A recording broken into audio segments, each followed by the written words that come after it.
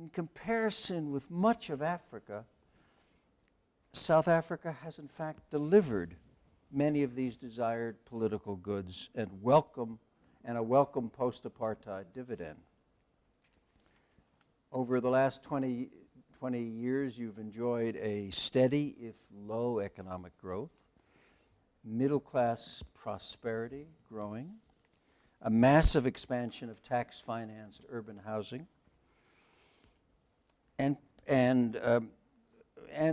the absence of any large-scale conflict compared to most other African countries. That's a great triumph.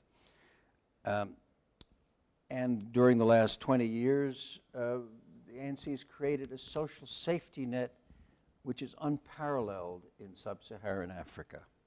A full 44% of all households rely on social grants for subsistence. And the General Household Survey, when it was released in 2013, revealed that poverty had been diminished thanks to welfare spending. Municipal services were better and more accessible. Lots of people lived in their own houses, and homes with electricity had increased to what is remarkable for Africa. 77%, moved from 77% to 85% of all houses having electricity. Doesn't mean that the power is on all the time, but it's there. 90% of South Africans have access to drinkable water. That's very unusual since only 70% of sub-Saharan Africans generally have access to water, and South Africa has really 80% availability of flush toilets. 30% of the rest of Africa has the availability of that kind of sanitation. 2/3 of all houses had regular rubbish collection, but the respondents complained about its efficiency and quality in the household survey. But despite this demonstrable progress compared to Africa, compared to South Africa, most of the respondents to the household survey complained. The state was not proving things, they said, quickly enough, and South Africa was lagging far behind, according to the household survey, its own promise. And the central point here, and one of the central features of this book, is that South Africa has been growing economically far too slowly.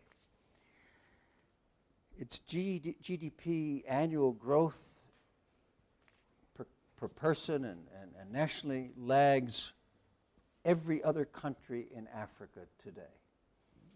If you're growing at 1.6, which were the figures of last week per year, that would be somewhat remarkable, since even though most of Africa is growing this year at an average of 6.3%.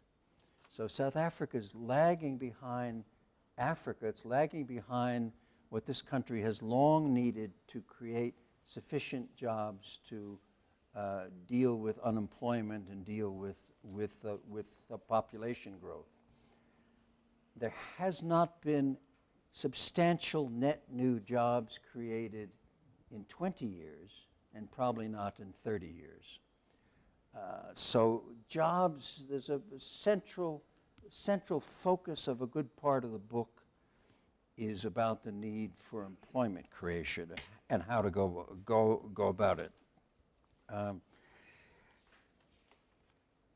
What is needed, according to our book, is a major fix, a major development to shift South Africa from a no growth to a growth path, from a path of constant avoidance of central issues to focus on those central issues.